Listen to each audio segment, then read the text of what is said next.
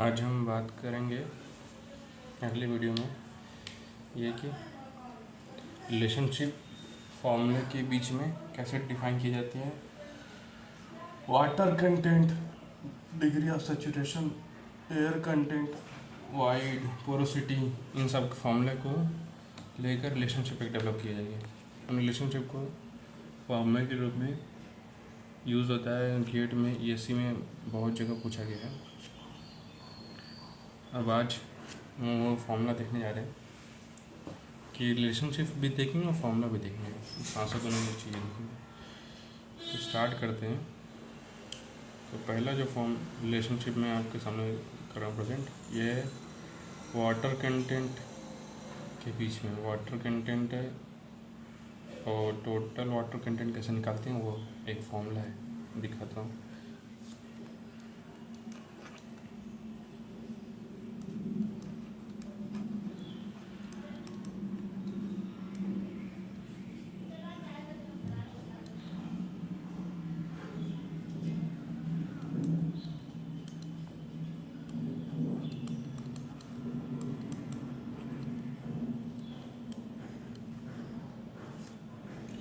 तो water content का मैंने पिछली बार आपको फॉर्मूला बताया था कि मास of water upon mass of solid.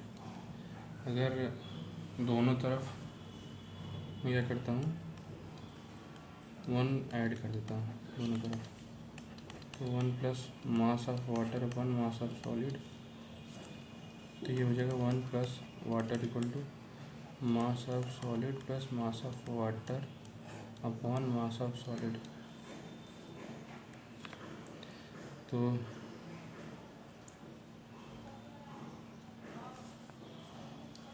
अब ये क्या बन जाएगा, 1 plus water content equal to total मास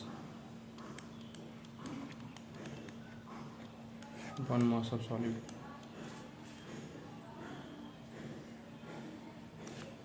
तो मास ऑफ सॉलिड को मैं इस तरफ कर देता हूँ और इसको लिख देता हूँ total mass upon 1 plus W.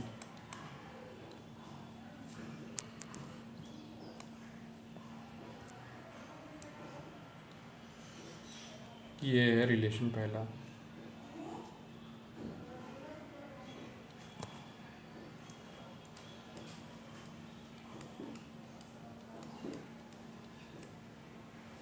दूसरा relation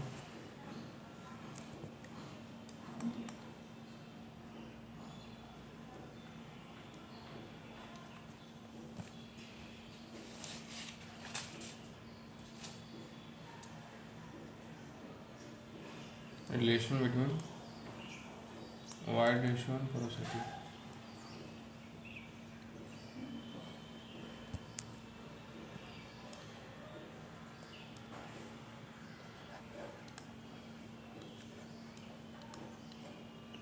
void ratio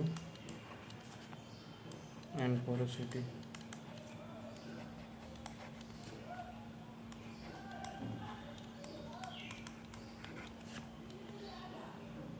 void ratio को रिप्रेजेंट करते हैं ई से और पोरोसिटी करते हैं ईटा से। तो इनके बीच में रिलेशनशिप, ईटा का जो फॉर्मूला था वो volume of void upon volume of total solid. E का क्या था, volume of void upon volume of solid.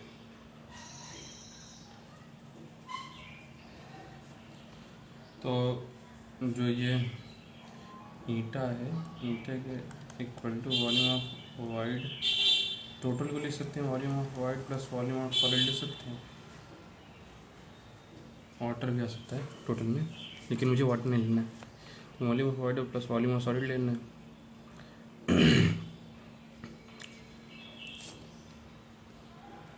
अब इसमें क्या करता हूँ कि जो वॉल्यूम ऑफ वाइड है इसको बाहर निकाल देता हूँ, ऊपर से नीचे से। तो 1 प्लस वी एस अपॉन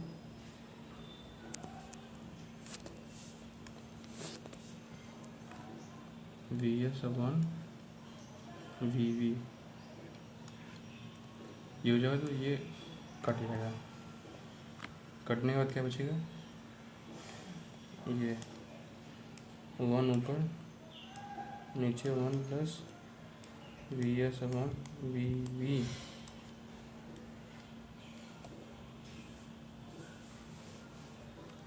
तो नीचे बचेगा 1/1 प्लस 1/e और सॉल्व करने पे मिलेगा e plus 1/e e plus 1। ये है पोरोसिटी का और वायर टिश्यू के बीच में रिलेशनशिप मस्ट।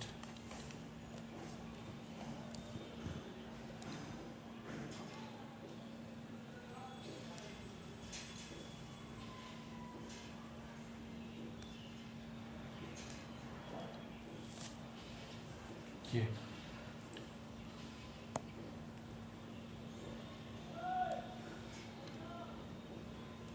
अब ये नेक्स्ट रिलेशनशिप है, इसी को रिवर्स कर दे तो देखिए क्या होता है। अगर इसी का रिवर्स करिए तो वाई रेशियो हो जाएगा equal to eta upon 1 minus eta. ये भी बहुत बार पूछा गया, डायरेक्ट आपको आना ही चाहिए, दिमाग में रटाया रहनी चाहिए। चौथा रिलेशनशिप है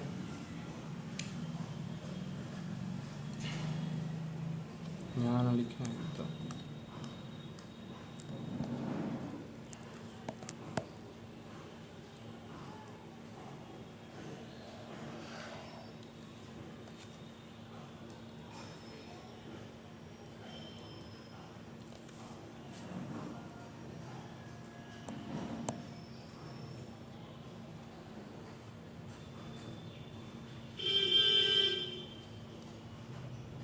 रिलेशनशिप बिटवीन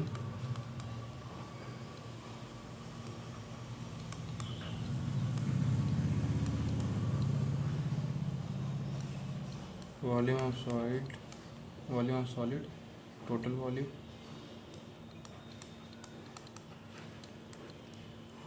और वाइड रेशियो के बीच में रिलेशनशिप।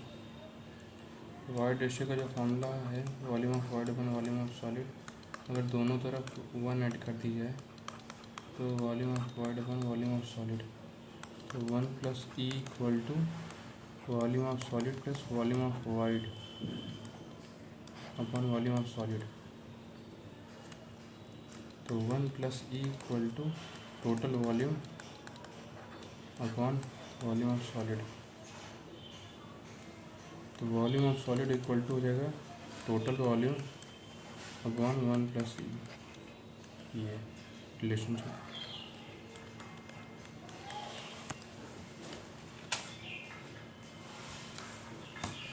नेक्स्ट रिलेशनशिप है जो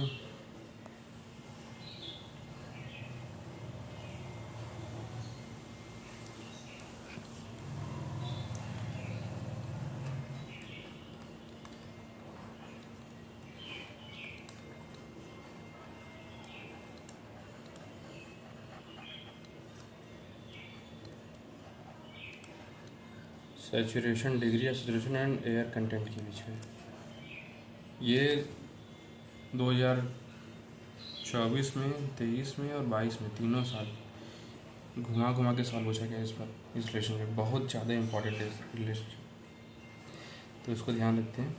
डिग्री ऑफ सैचुरेशन निकालते कैसे, ऊपर मैंने बता दिया था आपको, equal to S equal to volume of water upon volume of wide.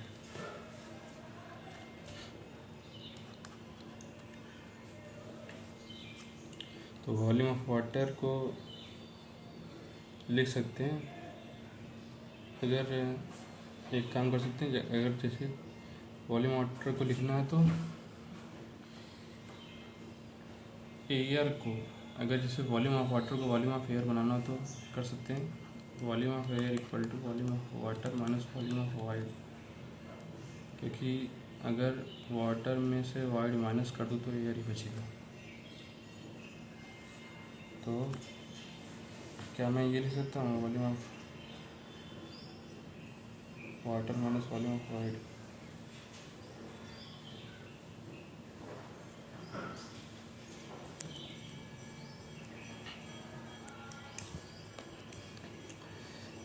Volume of air को यहाँ पे वॉल्यूम ऑफ वाटर लिखा, तो क्या करते हैं, उसको साइड करते हैं और वॉल्यूम ऑफ एयर को साइड लगाते हैं, तो बनेगा क्या, volume of water minus volume of air upon volume of wide, water में वॉल्यूम ऑफ वाइड होगा, यहाँ वॉल्यूम ऑफ वाइड होगा। तो वॉल्यूम ऑफ वाइड को निकाल लेते हैं बाहर, तो 1 minus V A upon 1 minus V V, ठीक है, और ये 1 माइनस वी वी हो जाएगा नीचे, ये कट जाएगा, तो बचेगा सिर्फ volume of air upon volume of wide क्या था, ये था एयर कंटेंट, पीछे पड़े थे हम लोग। तो हो गया, रिलेशनशिप आ गया, degree of saturation plus air content equal to 1।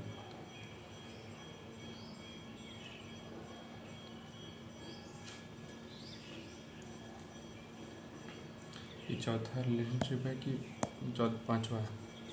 अब इसके बाद आते हैं छठे को,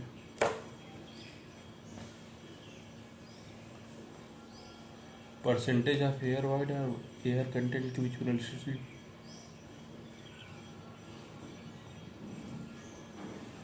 ये भी मस्ट है, छठा relationship.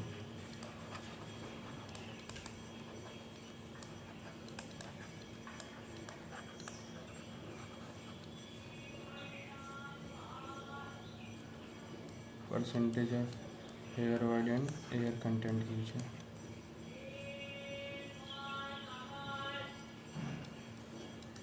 Volume of air upon volume of total,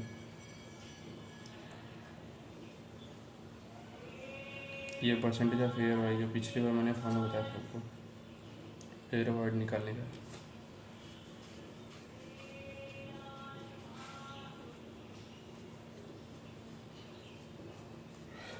इसमें दोनों ऊपर नीचे दोनों जगह वॉल्यूम ऑफ वाइड से इंटू कर दे, तो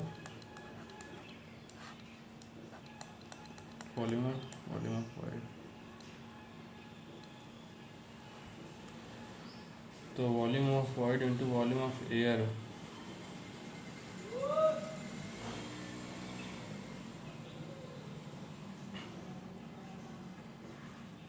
बन जाएगा पोरोसिटी।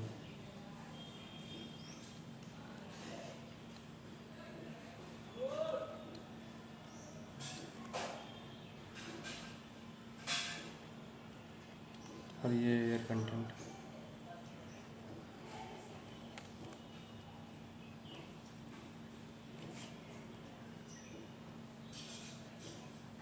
पोरोसिटी बनेगा volume of void upon volume of total. ये फॉर्मूला लोग पढ़ते हैं, तो यहाँ पर ये देखिए इतना पोर्शन बन गया पोरोसिटी। मिटा दे रहा हूँ,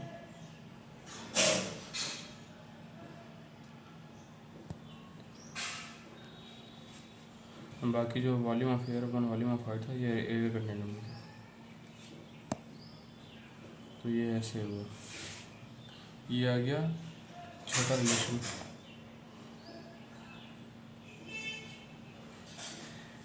इसके बाद बात करेंगे यूनिट वेट के कॉन्सेप्ट पे। यूनिट वेट के कॉन्सेप्ट जैसे समझ लीजिए,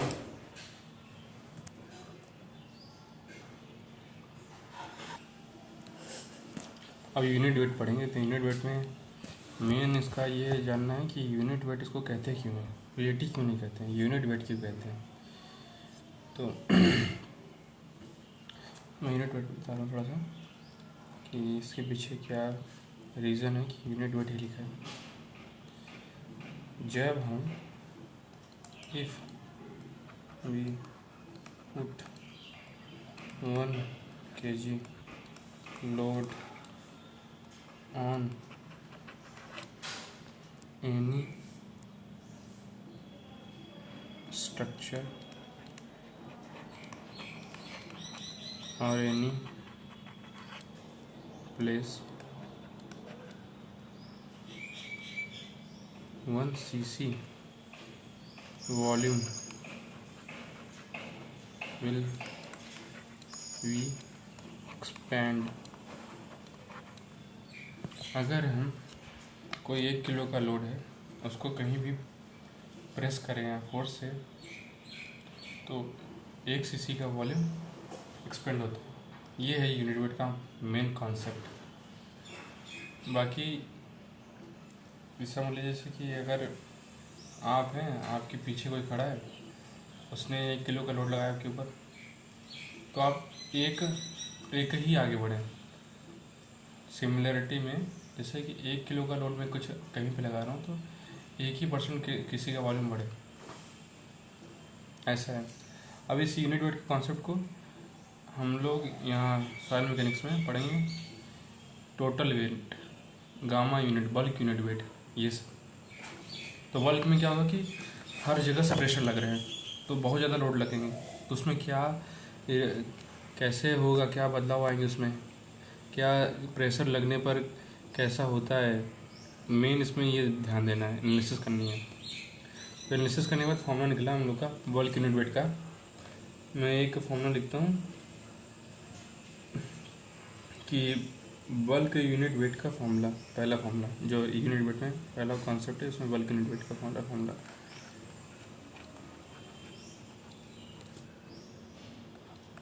बल्क या टोटल यूनिट वेट हो सकते हैं।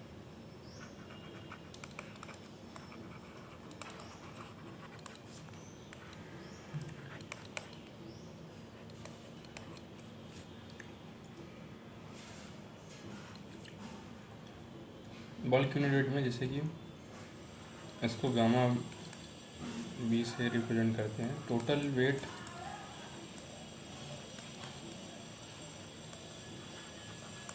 In existing condition upon total volume of soil. Condition क्यों बोला जा रहा है? क्योंकि आप क्या लगा रहे हैं ये पता नहीं ना, डिसाइड नहीं है, बस वेट लग रहा है, तो total weight upon total volume, ऐसा समझ लीजिए।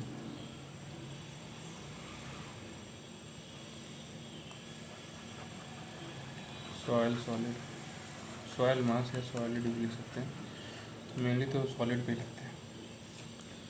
तो W total upon V total. वहाँ ऊपर डब्ल्यू क्यों लिखा गया और यहाँ भी इसलिए लिखा गया क्योंकि यहाँ टोटल में सॉइल मास में तीनों आ जाएंगे ना, एयर, वाटर और सॉलिड खुद, इसलिए एयर की वजह से यहाँ वॉल्यूम लिखा गया mainly.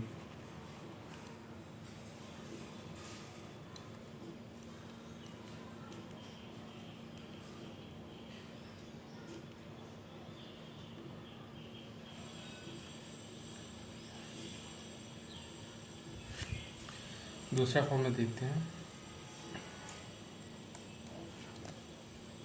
Saturated unit weight, gamma saturation.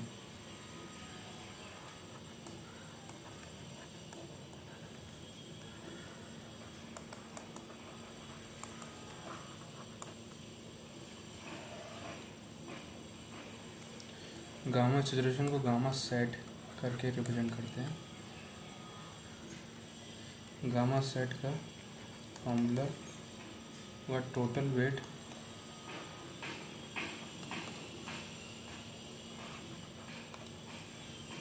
इन सैचुरेशन कंडीशन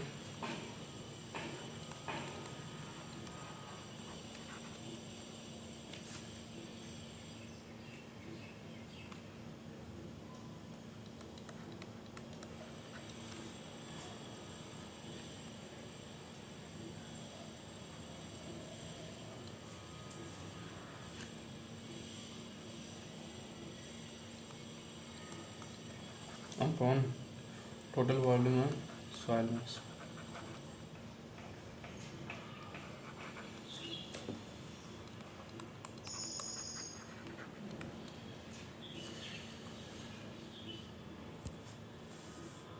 ऊपर मैंने बता चुका हूँ, ऊपर बता दिया हूँ कि वॉल्यूम, टोटल वॉल्यूम क्यों लिखते हैं नीचे। तो ये है गामा सैचुरेशन।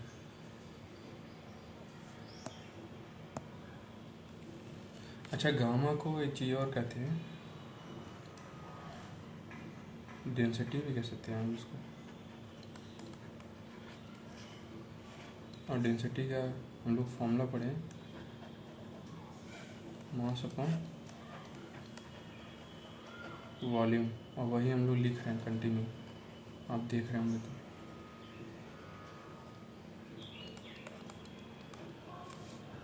नीचे चलते हैं, आगे तीसरा फॉर्मूला देखते हैं, dry unit weight.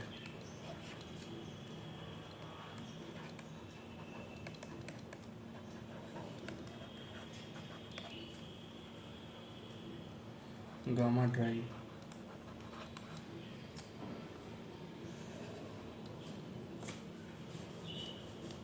Gamma dry का फॉर्मूला वही होगा, total weight in dry condition. सब जगह ध्यान रखिएगा कि total weight upon total volume हो रहा है, कहीं भी कुछ और नहीं लिखा जा रहा है। तो इसका ध्यान खासा कर रखिएगा लिखते समय और याद करते समय भी। Weight upon dry upon volume total, और उसको मैंने ऊपर पूरा लिखा है वही लिख देता हूँ, तब भी आप ध्यान रखिएगा। Total weight in existing condition upon volume, total volume existing condition.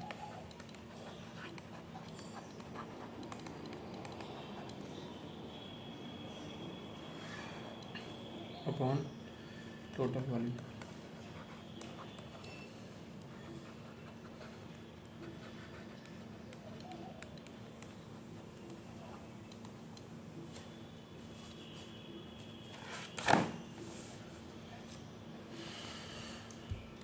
हम लोग ने इतना दूर तक आ गए, अब इसमें दो नया चीज़ बताने जा रहा हूँ।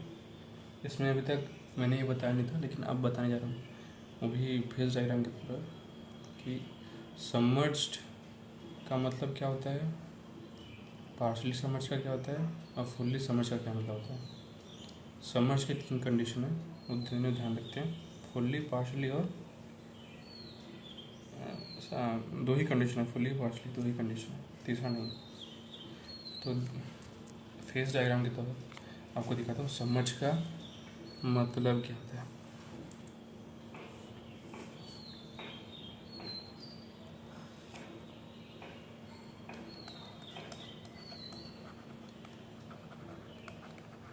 जब कभी बारिश होती है आपके घर पे, तो जहाँ बिल्डिंगें नहीं बनी हैं वहाँ पे देखा करिए घास उगी होती हैं बड़ी बड़ी। तो घास पे जब पानी गिरता है तो नीचे पर्कुलेट होकर परमेबिलिटी के थ्रू नीचे पहुँचते हैं रूट वाटर जोन पे। तो वो जो रूट वाटर जोन है उसको हम लोग फेज डायग्राम के तौर पे लेते हैं। तो फेज डायग्राम में आपको दिखा रहा हूँ समझ का मतलब क्या है।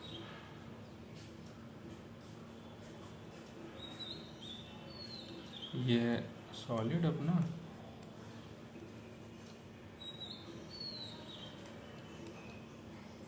ऊपर होगा वाटर और सॉलिड दोनों ये होंगे, एयर होगा ही नहीं,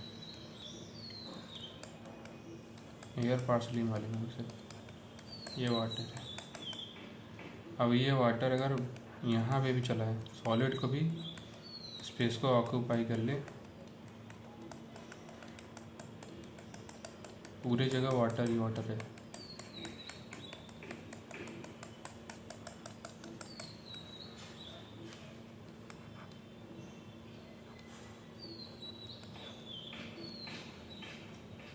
यहाँ पे तो कैपेसिटी 100% है, और यहाँ पर भी 100% हो जाए वाटर की,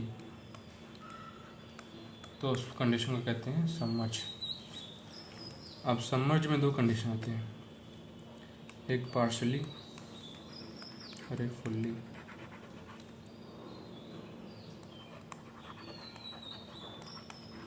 पार्शली में क्या होगा कि जैसे सैचुरेशन था वैसे होगा, थोड़ा सा सॉइल में पानी रहेगा, लेकिन थोड़ा एयर भी रहेगा। तीनों चीज़ रहेंगे, वाटर, एयर और सॉलिड तीनों। ये है वाटर, इतना है समझ लीजिए, यहाँ भी पानी थोड़ा सा, और इधर एयर है ऊपर। ये है वॉल्यूम ऑफ एयर, ये वॉल्यूम ऑफ वाटर, और ये है वॉल्यूम ऑफ सॉलिड। 50-50% में वाटर प्लस एयर, एंड बाकी 50% पे सॉलिड प्लस वाटर। ये होता है मेन पार्शली समझ। फुल्ली समझ में क्या होगा दिखाता हूँ।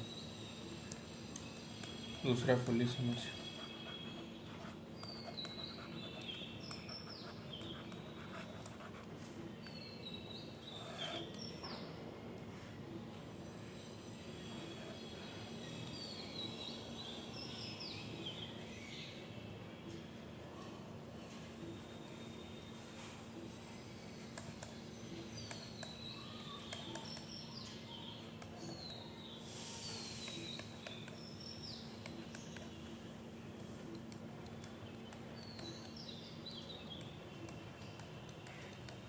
इसमें देखिए सॉलिड नीचे है और ऊपर वाटर है ना। तो इसमें क्या होगा कि जो वाटर है एयर के स्पेस को ऑक्यूपाई कर लिया, और दूसरा क्या है कि जो सॉलिड है अभी इसको भी ऑक्यूपाई कर लेगा, जहाँ जहाँ वाइड होगी सॉलिड की जगह तो ऑक्यूपाई कर लेगा। तो फिर देखिए यहाँ पे भी वाटर घुस गया, पूरी जगह वाटर है, पूरी जगह ऊपर से लेकर नीचे तक।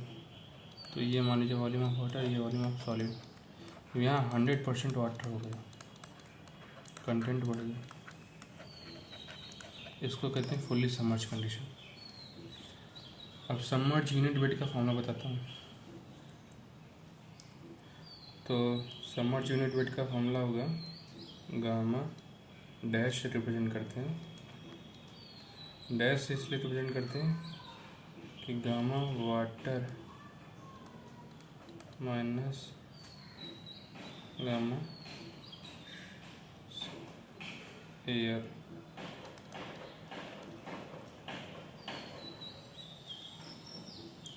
नहीं, gamma water minus gamma air नहीं होगा, यहाँ पे थोड़ा सा गलत है। इसमें ये होगा कि इफ़ेक्टिव स्ट्रेस वाले चैप्टर में बताऊंगा कि ये कैसे होता है, अभी नहीं। अभी तो आप समझ लीजिए कि सबमर्ज कंडीशन, बाकी गामा डैश का पूरा इफेक्टिव स्ट्रेस वाले चैप्टर में बताऊँगा। इफेक्टिव स्ट्रेस में अच्छे समझ में आऊँगा, बहुत ज़्यादा उसमें डीप में बताऊँगा, ये भी थोड़ा बता के अच्छा लगेगा। तो गामा डैश रिप्रेजेंट करते हैं, तो गामा डैश का फॉर्मूला लिखते हैं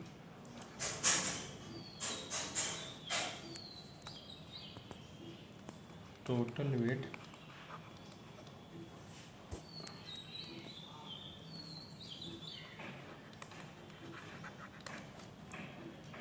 of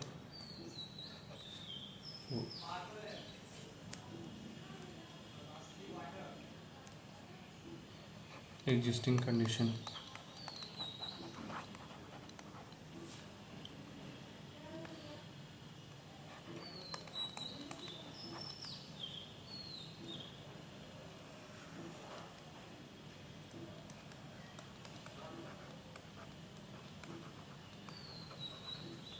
total volume of soil मास।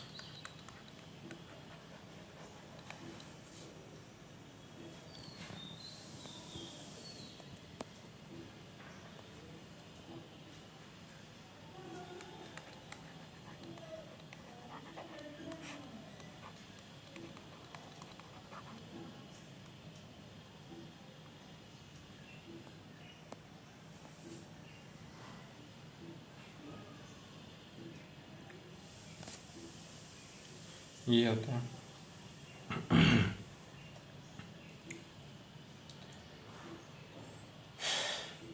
अब आगे ये जानना है कि यूनिट वेट का तो यहीं तक था। इसके अलावा यूनिट बेटा सॉलिड ये सब तो छोटे छोटे उतना ज़्यादा ध्यान नहीं है। स्पेसिफिक ग्रेविटी के बारे में बात की जाएगी और नेक्स्ट लेक्चर में स्पेसिफिक ग्रेविटी, और थोड़ा वैसे भी बात करेंगे दूसरे फॉर्मूले के बारे में जो इस समय करंट में सवाल पूछे जा रहे हैं, और रिलेशनशिप के बारे में थोड़ा और रिलेशनशिप के बारे में बात करेंगे और एक दो क्वेश्चन लगाएंगे हम अगले लेक्चर में।